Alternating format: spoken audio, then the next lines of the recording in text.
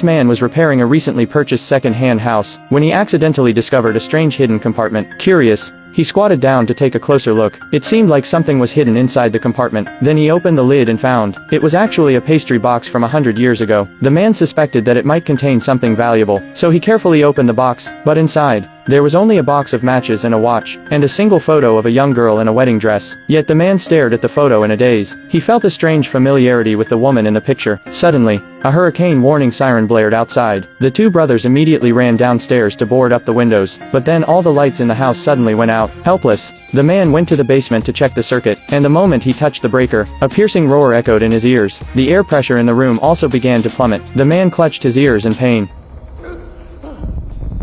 When he regained consciousness, the old second-hand house had completely vanished. Everything around him was now brand new. The man was completely stunned by the transformation. Before he could make sense of what had happened, he heard a familiar piece of music coming from upstairs. Following the sound, he slowly walked forward. He saw a woman passionately singing and playing the piano. As he stood there listening to the performance, the woman suddenly saw him in the reflection. Sensing danger, the man turned and tried to flee, but the woman had already grabbed a toy gun and was chasing after him. It was then that Tom realized this woman was the same girl in the wedding dress from the photo. Tom couldn't explain how he ended up here, so he had no choice but to leave the house. Out on the street, he discovered he had somehow traveled back in time 100 years. Meanwhile, elsewhere, the woman had just taken out her treasured records to play some music when she was caught by her strict mother. Her fiancé, a banker, hated her listening to such vulgar music. Just as her mother was about to confiscate the records, Tom suddenly reappeared in the basement and claimed that the records were borrowed from him. After hearing this, the mother handed the records over to Tom. But what happened next quickly spiraled out of control.